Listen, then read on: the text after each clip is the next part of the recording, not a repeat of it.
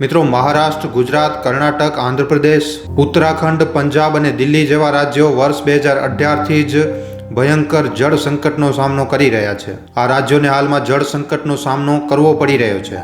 1.4 કરોડની આબાદી સાથે આજે આપણો ભારત દેશ દુનિયામાં સૌથી વધારે આબાદીવાળો દેશ છે.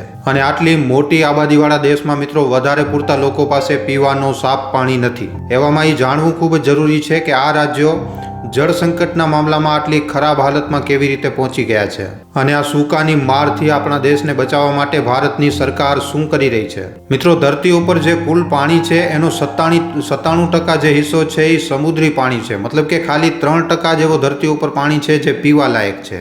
આમાંથી પણ 2.4% ગ્લેશિયર મિત્રો ઉત્તરી અને દક્ષિણી ધ્રુવોમાં મળે છે. હવે વધે છે 0.6% પાણી જે નદીઓ, તળાવો અને ઝીલોમાં રહેલો છે. પણ આજના સમયમાં મિત્રો આપણા ભારત દેશમાં નદીઓ કેટલી વધારે પ્રદૂષિત થઈ ચૂકી છે આ વાત આપણે બધા જાણીએ છીએ. મિત્રો, ટ્રિબ્યુન ઇન્ડિયાની એક રિપોર્ટની અનુસાર આપણે વાત કરીએ તો આપણા ભારત દેશની 46% નદીઓ પ્રદૂષિત છે. અને આ જ સૌથી મોટું કારણ છે કે આપણા દેશમાં જે 80% જનતા છે એ ઝેરીલો પાણી પીવા માટે આજની તારીખમાં મજબૂર છે. આના સિવાય આ દેશમાં ઘણા બધા એવા પણ ઇલાકા છે કે જ્યાં લોકોને પીવા માટે પાણી નસીબ પણ નથી થતો. અહીંયા પાણીના પ્રાકૃતિક જળ સંસાધનો પૂરી રીતે સૂકી ચૂક્યા છે. હાલમાં આપણા ભારત દેશમાં 7 એવા રાજ્યો છે જે ખૂબ જ ગંભીર જળ સંકટનો સામનો કરી રહ્યા છે. ચાલો જાણીએ એ 7 રાજ્યોના વિષયમાં જ્યાં હાલમાં જે જળ સંકટ છે એ પૂરી રીતે ચરમ ઉપર પહોંચી આવ્યો છે. આમાં સૌથી પહેલો નંબર આવે છે મહારાષ્ટ્ર, જે આજે અભૂતપૂર્વ સ્તર ઉપર જળ સંકટનો સામનો કરી રહ્યો છે. જલાશયો, બાંધો અને ભૂજલના અત્યાધિક વપરાશના લીધે ભૂજલ સર્વેક્ષણ અને વિકાસ પ્રાધિકરણ મતલબ કે GSDએ અહીંયા રહેવાવાળા લોકોને ચેતવણી આપી છે. અહીંયા વર્ષ 2016થી હમણાં સુધી લગાતાર વરસાદમાં ઘટત આવી રહી છે, વરસાદ ઘટી રહી છે. અને આ જ કારણ છે કે મહારાષ્ટ્રના લગભગ 751 જેટલા ગામો જળ સંકટના લીધે પ્રભાવિત થયા છે. આના કારણે મહારાષ્ટ્ર સરકારે ભૂજલ વિકાસ અને પ્રબંધન અધિનિયમ અને રાજ્યમાં જલ નિકાસી વિનિયમ પણ લાગુ કર્યું છે. પણ આનો કામ સારી રીતે ન થવાના લીધે આજની તારીખમાં પણ કોઈ ખાસ બદલાવ જોવા નથી મળી રહ્યો. આજની તારીખમાં મહારાષ્ટ્રના લગભગ 151 ગામો પાણીની અછત સામે લડી રહ્યા છે, જળ સંકટનો સામનો કરી રહ્યા છે. જો આપણે વાત આપણા ગુજરાતની કરીએ તો મિત્રો આપણા ગુજરાત પાસે આજે ખાલી 2% જળ સંસાધનો છે, જ્યારે ગુજરાતમાં લગભગ આખા દેશની 5% આબાદી રહે છે. અને આ સંસાધનોમાં પણ લગાતાર આવતી કમીના લીધે આ સંકટ હજી પણ વધારે વધી શકે છે આપણા ગુજરાતમાં. આજે ગુજરાતના 14 જિલ્લાઓમાં 500થી વધારે ગામો ખાલી ટેન્કરના પાણી ઉપર નિર્ભર છે. પાણીની સ્થિતિ સૌરાષ્ટ્ર, કચ્છ અને ઉત્તર ગુજરાતમાં આનાથી પણ વધારે ખરાબ છે. આના સિવાય કર્ણાટકમાં જળ સંકટ એક બાજુ તો ગંભીર કૃષિ સંકટને પેદા કરી રહ્યું છે, ત્યાં જ બીજી બાજુ ઘરેલું પાણીની પણ અછત કર્ણાટકમાં થઈ રહી છે. આજે કર્ણાટકના 30 જેટલા જિલ્લાઓમાં મિત્રો 1900 જેટલા ગામો સૂકાનો સામનો કરી રહ્યા છે. બીજા રાજ્યોની વાત કરીએ તો આજની તારીખમાં મિત્રો અડધો ઝારખંડ સૂકેલો છે. આમાં પણ કોડરમાં, ખૂંટી અને ગઢવા જિલ્લાની સ્થિતિ સૌથી વધારે ખરાબ છે. સરકાર પણ અહીંયા પીવાનું પાણી ઉપલબ્ધ કરાવવા માટે પૂરી રીતે અસફળ રહી છે.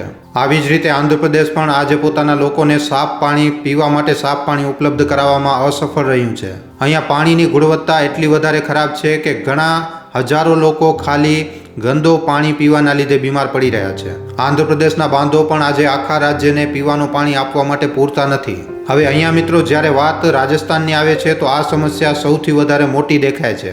એક સર્વે અનુસાર ખબર પડે છે કે નવેમ્બર 2008થી કરી અને નવેમ્બર 2018 સુધી રાજસ્થાનના ભૂજલ સ્તરમાં લગભગ 62.70%ની કમી આવી છે. અહીંયા ગામના લોકો ના તો પોતાની માટે અને ના તો પોતાના જનાવરોની માટે પીવાના પાણીની વ્યવસ્થા કરી શકે છે.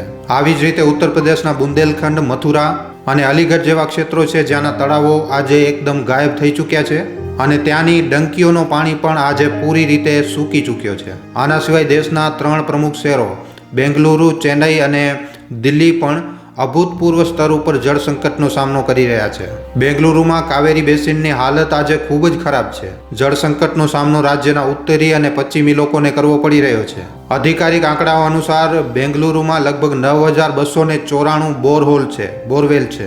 આમાંથી 1793 બોર પાણીની કમીના લીધે કામ નથી કરી રહ્યા. આના સિવાય ચેન્નઈ પણ આજે ભયંકર જળ સંકટનો સામનો કરી રહ્યો છે. અહીંયા 4 જલાશયો છે જે વધારે પૂરતા જળ આપૂર્તિનું કામ કરે છે, પણ આ જે 4 જલાશયો છે એ હવે પૂરી રીતે સૂકી ચૂક્યા છે, જેના લીધે અહીંયાના લોકો કલાકો સુધી નગર નિગમ અથવા તો નિજી ટેન્કરમાંથી પાણી ભરે છે. દેશની રાજધાની દિલ્હી પણ જળ સંકટથી બચી નથી શકી. 2017ની આર્થિક સર્વેક્ષણ રિપોર્ટના અનુસાર દિલ્હીમાં લગભગ 20% પીવાનું જે પાણી છે એ કુપ્રબંધનના લીધે બરબાદ થઈ રહ્યો છે. દિલ્હીના આજે પણ લગભગ 18% જેટલા ઘરોમાં પાઇપના માધ્યમથી પાણીની આપૂર્તિને પૂરી નથી કરી શકાય. એવામાં મિત્રો ચાલો આપણે જાણીએ કે આ જે રાજ્યો છે એ જળ સંકટના મામલામાં આટલા ખરાબ સ્ટેજ ઉપર કેવી રીતે પહોંચી ગયા છે, આના પાછળનું કારણ શું છે. જેમ કે આપણે વિડીયોની શરૂઆતમાં વાત કરી હતી કે આપણા ભારત દેશમાં લગભગ 200થી વધારે નદીઓ છે અને પીવાના પાણીનો સૌથી મોટો સ્ત્રોત પણ નદીઓ જ છે. અને આ નદીઓ આજના સમયમાં કેટલી વધારે પ્રદૂષિત થઈ ચૂકી છે આપણે આ બધું જોઈ શકીએ છીએ. આના સિવાય દેશમાં જે બીજો મુખ્ય સ્ત્રોત છે પીવાના પાણીનો એ છે ભૂજલ. ગ્રાઉન્ડ વોટર અથવા ભૂજલ એ પાણી છે જે ચટ્ટાનો અને માટીમાંથી રસીને જમીનની અંદર જમા થાય છે. તમને જાણીને હેરાની થશે કે ભારતમાં નદીઓ, તળાવો અને ભૂજલના લીધે પાણીની ઉપલબ્ધતા લગભગ 23 અરબ ઘન મીટરથી વધારે છે. તેમજ દર વર્ષે ઓસતન વરસાદ જે છે એ 100 સેન્ટીમીટરથી પણ વધારે છે. એવામાં તમારા મનમાં પણ એ પ્રશ્ન જરૂર આવી રહ્યો છે કે આટલું બધું હોવા છતાં પણ પાણીની અછત શું કામ થઈ રહી છે. મિત્રો, જે વરસાદ થાય છે તો વરસાદના પાણીમાંથી જે 47%નો જે પાણીનો હિસ્સો હોય છે, મતલબ કે 1869 બિલિયન ક્યુબિક મીટર જે પાણી છે એ નદીઓમાં જાય છે અને હવે એમાંથી 1132 મિલિયન ક્યુબિક મીટરનો વપરાશ થઈ શકે છે. ભારતમાં જલ પ્રબંધક ઉપર ઉચિત યોજનાઓની કમીઓના કારણે આપણા ભારત દેશમાં જે વરસાદનું પાણી હોય છે એ પૂરી રીતે બરબાદ થઈ જાય છે. આના સિવાય મિત્રો ગ્રાઉન્ડ વોટર મતલબ કે જે ભૂજલ છે એ પણ સારી રીતે રિચાર્જ નથી થઈ રહ્યો, કારણ કે આજે હરેક જગ્યા ઉપર કોન્ક્રીટની ઇમારતો છે અને આ જ કોન્ક્રીટની ઇમારતોના કારણે જે પાણીનો જે રિસાવ થાય છે એ ખૂબ જ ઓછો થાય છે. પણ એવી વાત નથી કે આને લઈને ક્યારે કોઈ મોટા સ્તર ઉપર કોઈ કોશિશ જ નથી કરવામાં આવી. વર્ષ 2016માં દિલ્હી હાઈકોર્ટે એક કેસની સુનવાઈ કરતા સમયે જણાવ્યું હતું, કોર્ટે પોતાનો ફેસલો આપ્યો હતો. કોર્ટે જણાવ્યું હતું કે મકાન હોય કે પછી કોઈ સોસાયટી હોય, બધા માટે રેન વોટર હાર્વેસ્ટેડ ડિવાઇસ લગાવવું અનિવાર્ય હશે અને આવું ન કરવાવાળા પાસેથી પાણીની વધારે કિંમત વસૂલવામાં આવશે. પણ આ ફેસલા ઉપર કેટલો અમલ કરવામાં આવ્યું છે એ વાતના ગવાહ આપણે બધા છીએ. આજે દેશમાં જળ સંકટ કેટલો ગંભીર બની ચૂક્યો છે એ નીતિ આયોગની વોટર મેનેજમેન્ટ ઇન્ડેક્સની રિપોર્ટથી આપણને ખબર પડે છે. આમાં મિત્રો દેશના જે 21% જે શહેરો છે એ ભૂજલના સ્તરમાં 0 ઉપર પહોંચી રહ્યા છે. આવી સ્થિતિમાં જો ગ્રાઉન્ડ વોટરને 0 સ્તર ઉપર પહોંચવાથી રોકવામાં ન આવ્યું અને આને ઠીક કરવામાં ન આવ્યું તો શહેરોમાં રહેતા 10.5 કરોડ લોકો માટે પીવાના પાણીની સમસ્યાઓ ઉત્પન્ન થશે. આજે આખી દુનિયામાં પીવા માટે ભૂજલના પાણીનો વપરાશ કરતા દેશોની આખી દુનિયાની લિસ્ટમાં 8 દેશો એશિયાના છે અને 2 દેશો ઉત્તરી અમેરિકાના છે. ધરતીના લગભગ 75% ભૂજલનો વપરાશ ખાલી આ જ દેશોમાં થઈ રહ્યું છે અને આ જે દેશોની લિસ્ટ છે એમાં આપણો ભારત દેશ સૌથી વધારે ઉપર છે. ભારતમાં મિત્રો ખેતીની સિંચાઈ માટે લગભગ 89% ભૂજલનો વપરાશ કરવામાં આવે છે અને આપણા આખા દેશની 48% જે આબાદી છે એ પૂરી રીતે ખેતી ઉપર નિર્ભર છે. પાકની સિંચાઈ માટે વધારે પૂરતો ટ્યુબવેલનો સહારો લેવામાં આવે છે અને આના કારણે પાણીનું જે સ્તર છે એ લગાતાર નીચે જઈ રહ્યો છે. જો આ સિચ્યુએશન મિત્રો ડે 0 ઉપર પહોંચી જાય છે તો પાકના ઉત્પાદનમાં ખૂબ જ વધારે મુસીબતો આવશે અને આના લીધે આખા દેશમાં એક ખૂબ જ મોટો ખાદ્ય સંકટ પણ ઊભો થઈ શકે છે. અનાજનો સંકટ પણ પેદા થઈ શકે છે. ભારતમાં જળ આપૂર્તિ અને વ્યવસ્થિત રીતે જળ વિતરણ ન થવાના લીધે ક્ષેત્રીય સ્તર ઉપર પ્રતિ વ્યક્તિ પાણીની જરૂરિયાત અને પાણીની ઉપલબ્ધતા એકદમ અલગ અલગ છે અને આવી જ રીતે પાણીની ખપતમાં પણ એક ખૂબ જ મોટી અસમાનતા જોવા મળે છે.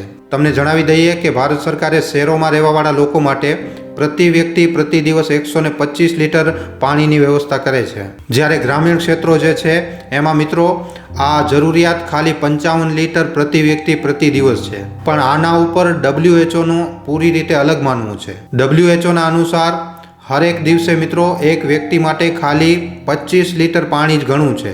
આના ઉલટામાં જો આપણે દિલ્હીની રિપોર્ટને જોઈએ તો મિત્રો હરેક વ્યક્તિ પ્રતિ દિવસ 272 લીટર પાણીનો વપરાશ કરી રહ્યો છે. તમને જાણીને હેરાની થશે કે આખી દુનિયાભરમાં પાણીના ઉપયોગની જે સીમા નક્કી કરવામાં આવી છે, તમને જાણીને હેરાની થશે કે આખી દુનિયામાં પાણીના વપરાશની જે સીમા નક્કી કરવામાં આવી હતી એમાં આ જે છે એ સૌથી વધારે છે. વૈજ્ઞાનિકોનું એમ માનવું છે કે ભૂમિનો જલભરણ પૂરી રીતે ન થવાના લીધે જમીનની જે નમી હોય છે એ નમી ખતમ થઈ રહી છે અને આના કારણે દેશમાં સૂકો વધી રહ્યો છે.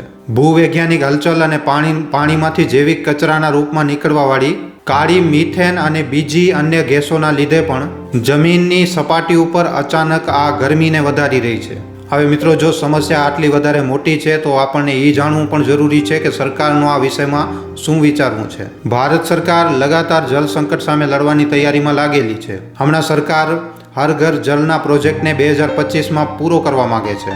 યોજનાના અનુસાર કેન્દ્ર સરકારે વર્ષ 2024 સુધી હરેક ઘર સુધી પાણીની આપૂર્તિનો લક્ષ્ય રાખ્યો છે. 2019માં ચાલુ થયેલી આ યોજનાનો 56.14% કામ પૂરો થઈ ચૂક્યો છે. જાન્યુઆરી 2024 સુધી નળ કનેક્શન સુધી પહોંચ રાખવાવાળા ગામોના આંકડા જે છે 108.7 મિલિયન સુધી પહોંચી ચૂક્યા છે. નળના આંકડા. આના સિવાય જળ સંકટ સામે લડવા માટે કેન્દ્ર સરકારે વર્ષ 2019માં તમે જાણતા હશો કે અટલ ભૂજલ યોજના બનાવી હતી. શરૂઆતમાં તમને જણાવી દઈએ કે આ દુનિયાનો સૌથી મોટો ભૂજલ સંરક્ષણ કાર્યક્રમ છે, જેમાં 7 રાજ્યોના 8,237 ગ્રામીણ પંચાયતોમાં આને લાગુ કરવામાં આવ્યું હતું. આની સાથે સાથે સરકારે 50,000 જલાશયોનું નિર્માણ કરવાનો પણ ફેસલો લીધો છે. આનું નામ છે અમૃત સરોવર, જેને 24 એપ્રિલ 2022માં શરૂ કરવામાં આવ્યું હતું. આ પ્રોજેક્ટને લઈને સરકાર ખૂબ જ વધારે આશાવાદી છે. પ્રોજેક્ટમાં હરેક વોટર બોડી 1 એકરની હશે, જેમાં 10,000 ક્યુબિક મીટર વોટર જે છે એ હોલ્ડ કરવામાં આવશે. સરકારે જલ સંરક્ષણ ઉપર કેન્દ્રિત જલ શક્તિ અભિયાન પણ ચાલુ કર્યું છે. જલ શક્તિ અભિયાનની શરૂઆત વર્ષ 2019માં catch the rain when it's ફોલની થીમ સાથે શરૂ થઈ હતી. આ પ્રોજેક્ટ ગામો અને શહેરોમાં વરસાદ જલ સંરક્ષણ ઉપર કેન્દ્રિત છે. પ્રી મોન્સૂન અને પોસ્ટ મોન્સૂન દરમિયાન રેન વોટર જે હોય છે એનો બરોબર રીતે વપરાશ કરવામાં આવે છે. અને આવી જ રીતે કૃષિ સિંચાઈમાં પણ વધારો કરવા માટે સરકાર લગાતાર પ્રયત્નો કરી રહી છે. અને આમાં પણ પ્રધાનમંત્રી કૃષિ સિંચાઈ યોજના જે છે એ સૌથી મુખ્ય છે. આ પ્રોજેક્ટ વર્ષ 2015-16માં લોન્ચ કરવામાં આવ્યું હતું, જેના લીધે ખેડૂતો સુધી પાણી પહોંચી શકે અને ખેતીમાં પાણીનો જરૂરી રીતે ઉપયોગ થઈ શકે. આવી રીતની યોજના ખેતીમાં પાણીના કમીને સોલ્વ કરવામાં ઉપયોગી સાબિત થઈ શકે છે. બસ મિત્રો, આપણને સમજવાનું ખાલી એ છે કે પાણીની જે સમસ્યા છે એ ખૂબ જ વધારે મોટી સમસ્યા છે અને આના માટે લગાતાર અને વ્યાપક પ્રયાસોની જરૂર છે. રાષ્ટ્રીય અને આંતરરાષ્ટ્રીય સ્તર ઉપર આ દિશામાં મિત્રો થોડાક સફળ કાર્યોથી આપણે શીખી તો જરૂર શકીએ. મિત્રો, તમારા માટે એક સારા વિષય ઉપર વિડીયો બનાવવામાં અમને ઘણો જ સમય લાગી જાય છે. માટે આ વિડીયોના બદલે અમે તમારા પાસેથી એક લાઇક અને એક શેરની આશા જરૂર રાખીએ છીએ, કારણ કે તમારી એક લાઇક અને એક શેર અમને આવા જ જાણકારીસભર વિડીયો બનાવવાની પ્રેરણા આપે છે. માટે જો આ વિડીયો તમને પસંદ આવ્યો હોય તો આ વિડીયોને લાઇક કરીને તમારા મિત્રો અને પરિજનો સાથે શેર કરવા ખાસ વિનંતી. અને જો તમે અમારા ગુજરાતી દુનિયા નામના યુટ્યુબ ચેનલ ઉપર પહેલીવાર આવ્યા છો તો હમણાં જ આ ચેનલને સબસ્ક્રાઈબ કરી લેજો. સબસ્ક્રાઈબ કર્યા બાદ બાજુમાં જે બેલ આઇકન જે ઘંટડીનું નિશાન આવે એને દબાવી નાખજો, જેનાથી અમારા દરેક વિડીયોની જાણકારી તમને નોટિફિકેશનના માધ્યમથી મળતી રહે. આખો વિડીયો જોવા બદલ આભાર. હવે આપણે મળીશું એક આવા જ નવા જાણકારીસભર વિડીયોમાં. ધન્યવાદ.